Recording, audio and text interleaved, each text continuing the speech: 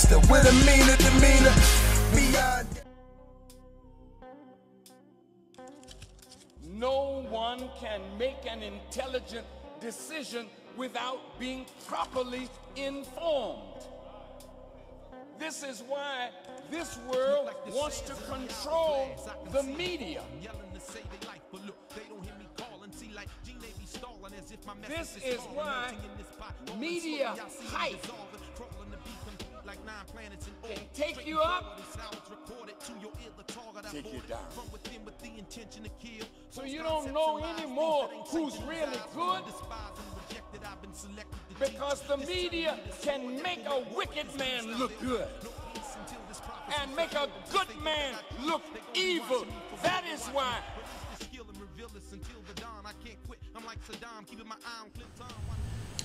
Hey, good afternoon, everybody. You are watching a special edition of the Final Call News Hour, a Justice or Else edition of the Final Call News Hour. I'm your host, Herman Muhammad. The Final Call News Hour is the partner of the Final Call newspaper and the Final Call online edition that you can visit at digital.finalcall.com.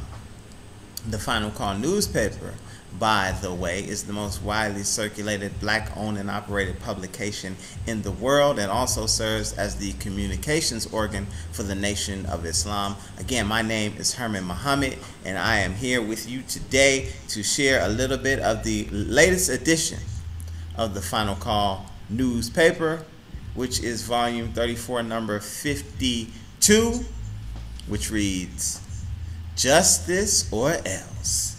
Black America mobilizes for major gathering and demands for justice in the face of growing racial hatred. And on the cover of this particular Final Call, you have such notable victims of the violence that has been plaguing America for such a long time due to white supremacy and worldwide racism. You have Sister you have Brother Michael Brown, you have Ariana Jones, Trayvon Martin, Renisha McBride, Sandra Bland, Kendrick Jones, Oscar Grant, Eric Garner, Walter Scott, and all the way down to Emmett Till and so many others who have been victims of the injustice that we find here in the hells of North America under the government of the United States. And so we're going to Washington, D.C. on 10/10/15 to say to the government, justice or else, at the beck and call of our beloved minister, the Honorable Minister Louis Farrakhan.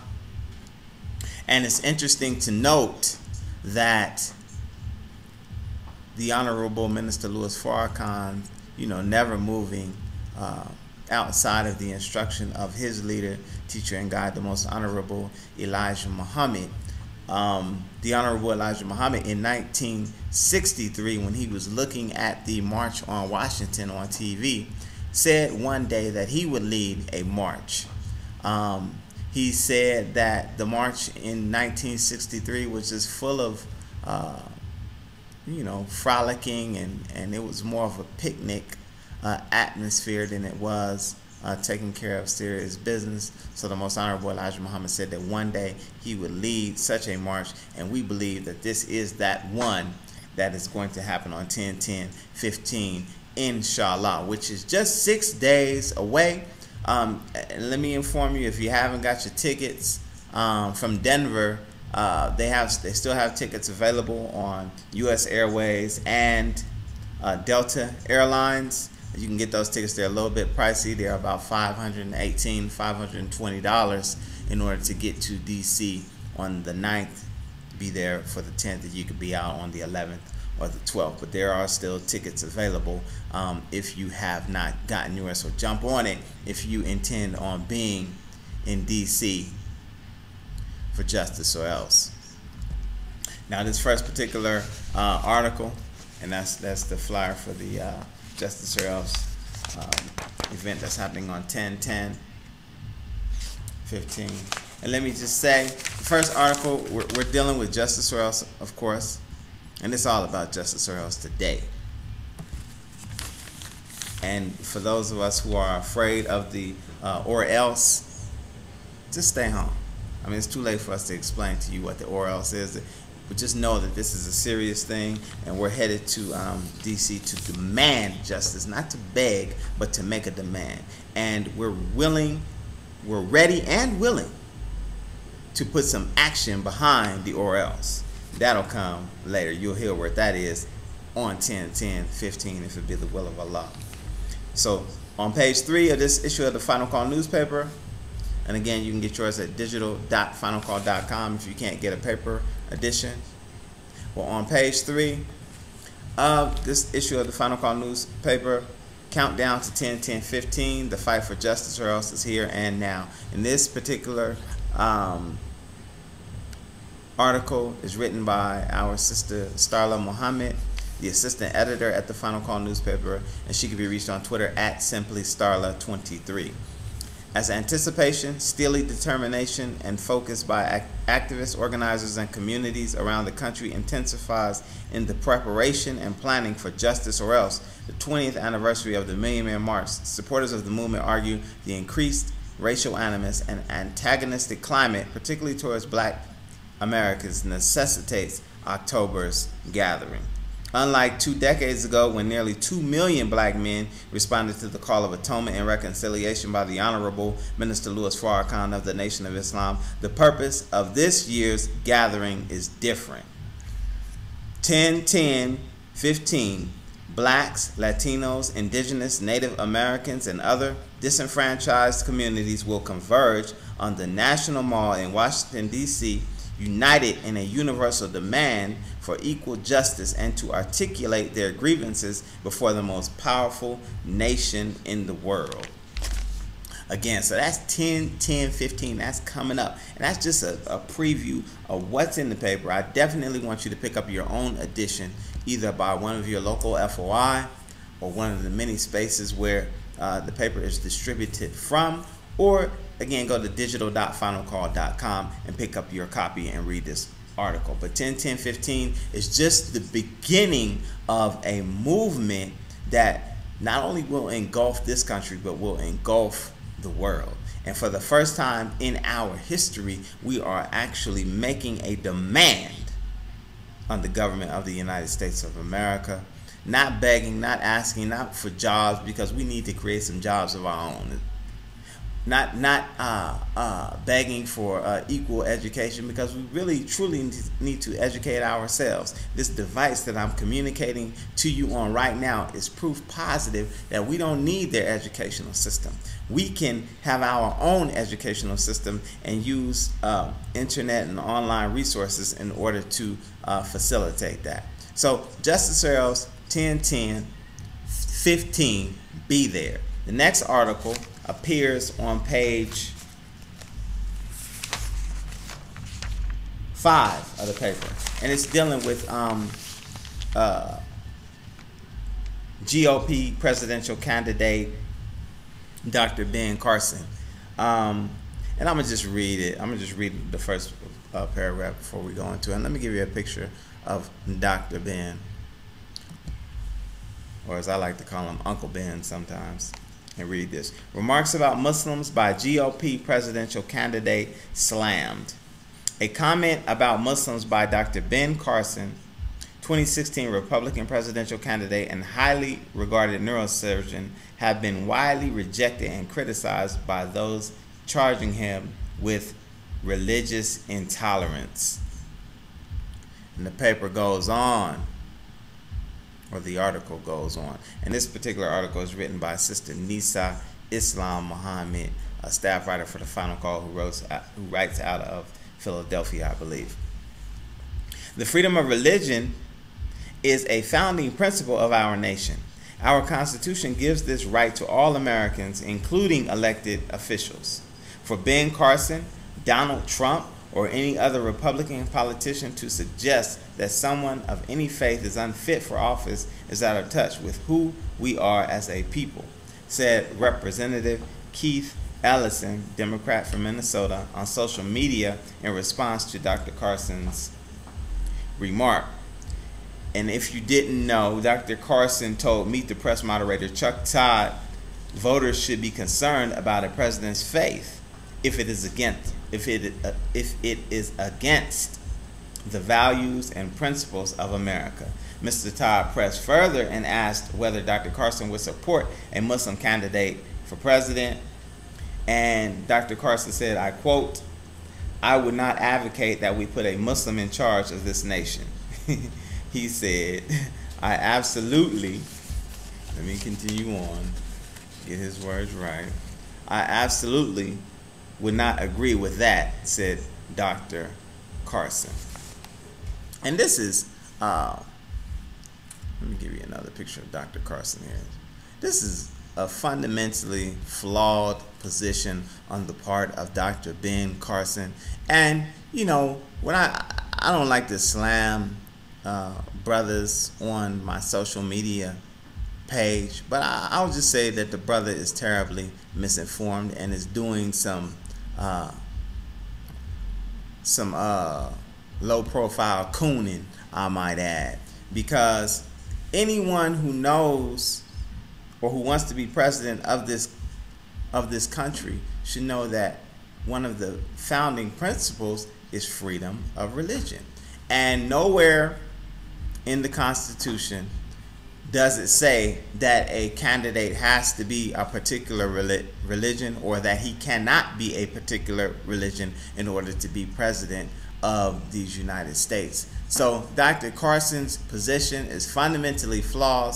He needs to get it together. And he said a bunch of other coonish statements that would make me cringe at the possibility of anybody of any consciousness, black, brown, or otherwise, to vote for this dude. I mean, some people just really don't need to be running for office, in my view. Dr. Carson, as brilliant of a neurosurgeon as he is, man, he doesn't have a clue. He's clearly confused about the religion of Islam and its tenets and what should qualify a person to hold a public office in this country. That's my commentary on Uncle Ben. I mean, Dr. Ben Carson.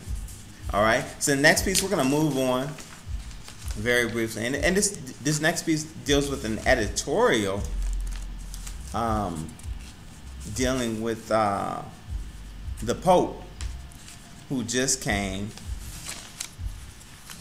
to the United States for the first time and was in Philadelphia and Washington, D.C., and some other locations. And this one, of course, is written by our dear brother, Richard B. Muhammad, the editor of the greatest newspaper on the planet, the Final Call newspaper. And the editorial is entitled, "In Search of the Vicar of Christ and the People of God." So the Pope was here, Pope Francis, and Brother Richard starts out, over 1 million people turned out to see Pope Francis in his visits to Washington, D.C., New York, and Philadelphia. The 78-year-old religious leader came to the United States calling for greater concern for the poor, greater unity of purpose, greater compassion for immigrants, and a greater witness to the power and the message of Jesus. He departed the U.S. making statements against sexual abuse of children, which followed pleas for forgiveness for the Catholic Church for its historic wrongs against the indigenous people in South America before journeying north. The Pope has been hailed by many for a relatively austere lifestyle and for his desire to connect with common people, whether homeless people at a lunch in Washington, D.C., a child in a wheelchair as he departed a major venue, or black and Latino children at a school in Harlem. And so the Pope did his thing while he was in the country. And, you know, no disrespect to any religious or religious leader, he did his thing. And this particular Pope, Pope Francis, has been a lot more, seems more humane and humanitarian than the last Pope, who used to rock them red shoes and just look just straight satanic, in my opinion. but he is still the Pope. And let me tell you what I mean by that. I'm going to read Brother Richard's piece, another piece of his article in terms of the Pope and his title as the Vicar of Christ. The term vicar comes from the Latin word vicarius, which means instead of. In the Catholic Church, the vicar is the representative of a higher ranking official, with all of the same authority and power that the official has.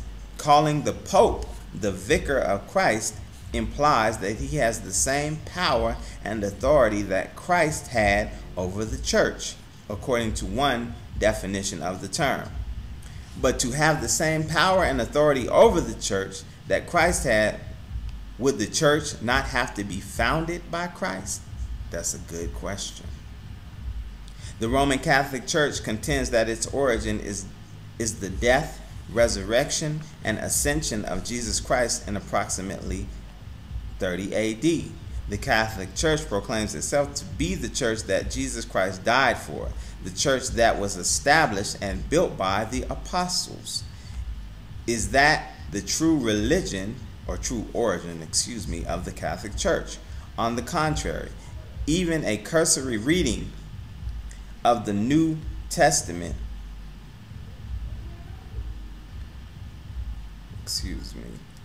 will reveal that the Catholic Church does not have its origin in the teachings of Jesus or his apostles. In the New Testament, there is no mention of the papacy, worship, adoration of Mary, or the Immaculate Conception of Mary, the perpetual virginity of Mary, the Assumption of Mary, or Mary as co-redemptrix and mediatrix, petitioning saints in heaven for their prayers, apostolic succession, the ordinance of the church, functioning as sacraments, infant baptism, confession to sin to a priest, purgatory, indulgences, or the equal authority of church tradition and scripture. Observe www.gotquestions.org. So basically what Brother Richard is writing is that, or questioning in his writing, is whether or not the Catholic Church has its origins in the teachings of Jesus Christ, which we can certainly argue that they do not. The other thing that Brother Richard points out, which should be realized, is if the Catholic Church, or if the Pope is the vicar of Christ, or the representative of Christ, or is the one who's here instead of Christ, can a person who is over in an institution that has sanctioned such horrendous things as slavery and other atrocities that have been committed against humanity, can they be the true vicar of Christ, or the true representative of Christ, no matter how many lunches they eat with the homeless? These are questions that we should check out. And without going into all of the meat of this particular editorial, because it is very, very powerful, I just wanted to bring that to you and put that on your mind. I don't know if I did a good job. If I did, all praise is due to Allah. If I didn't, then that's all on me. But suffice it to say, get your latest copy of the Final Call newspaper and read that particular article as well as others, because the Final Call is the only newspaper that you can get that will have an editorial like that with regards to the Pope. And let me just say, I'm about to get out of here, but let me just say that all roads lead to Washington, D.C. for 10/10/15. So get on a bus, train, plane, automobile. There's a brother from Chicago riding his bike to D.C. By any means necessary, let's find ourselves on that mall in support of these efforts and this call that has been issued by the Honorable Minister Louis Farrakhan, that is really from the Most Honorable Elijah Muhammad, that is really from God himself, who came to us in the person of Master Farad Muhammad. With that being said, brothers, I just want you to all go and help us to pay for the march. Go to justicesoroils.com and donate.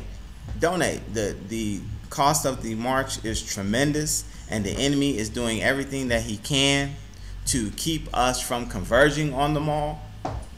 So go and donate and help us to pay for our own efforts. We don't have any corporate sponsorships. We don't have Michelob or Dos Equis or State Farm or any of these corporate entities that are helping us to pay for this. So go to justicesales.com, pick up your latest edition of the Final Call newspaper. Let me plug myself. Go to astar2.com and check out what Brother Herman Muhammad and Supreme Style Barbershop is doing in the world, and just supporting. And go to your Google Play Store and download the Supreme Style app if you can. Gotta plug myself, y'all. Gotta do for self. But that's it. We're getting out of here. We're going to leave you with a little message from the Honorable Minister Louis Farrakhan with regard to justice or else. Remember, if you don't stand for something, you'll fall for anything. Peace! And we out.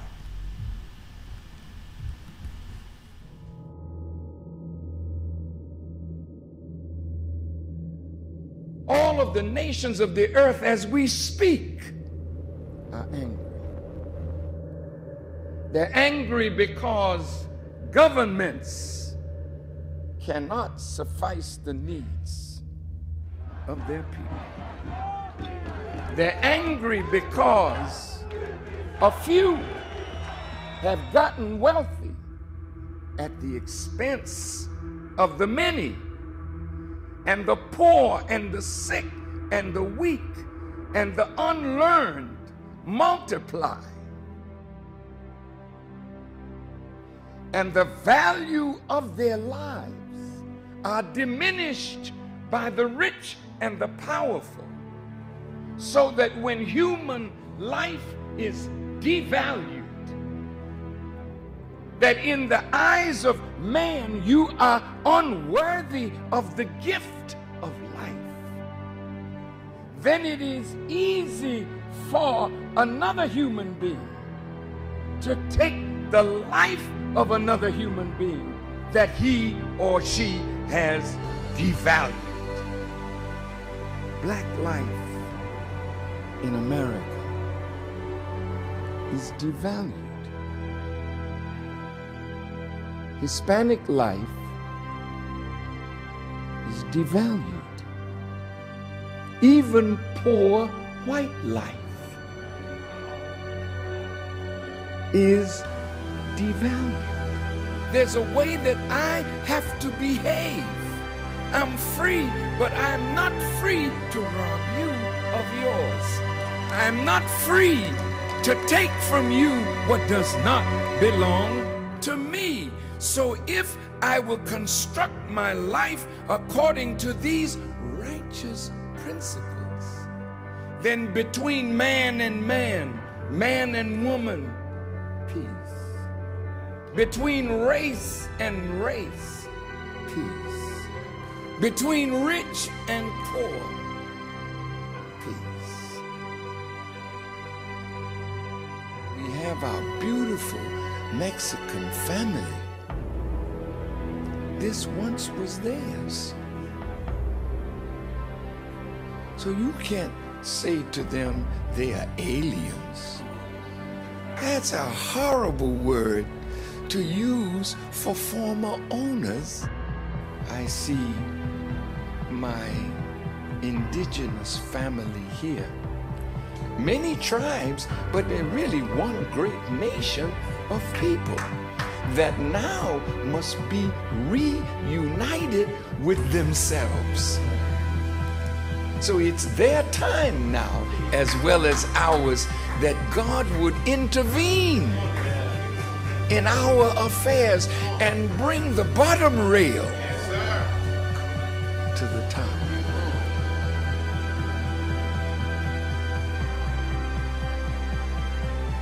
The government is not rehabilitating soldiers.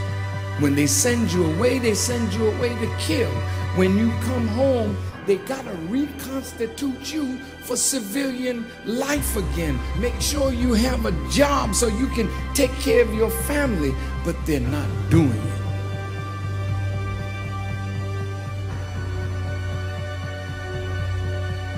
The Honorable Elijah Muhammad says, a woman can do anything that a man does, and the only thing he forbids the woman to do is the thing that degrades her. So how high can you go? High as you want to.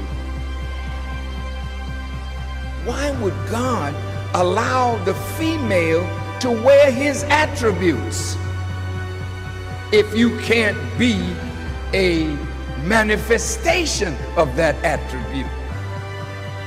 Women, you got to be set free. What God has put within you must be cultivated, must be developed, and must be used for the advancement of a nation and a world. I said to myself, Mr. President, why the hell don't you go to the wicked police department?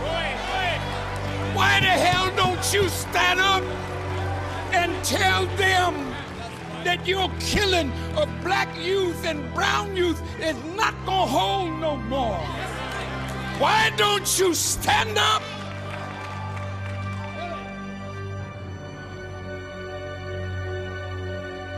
God's world is in need of a truth that when it lies anger, you'll never witness nothing stranger. This here change, permanently rearrange back to where you came from. Oh, you don't get it. Oh, you the fittest. It don't matter. Anybody can get it. Everybody gon' feel it. From hell to the ceiling, whole states wiped out, killing by the million. What happened to the buildings and all these children? Don't get mad, it's God doing the killing. Weapons of mass destruction, no power. You can't prepare for the shock of the hour.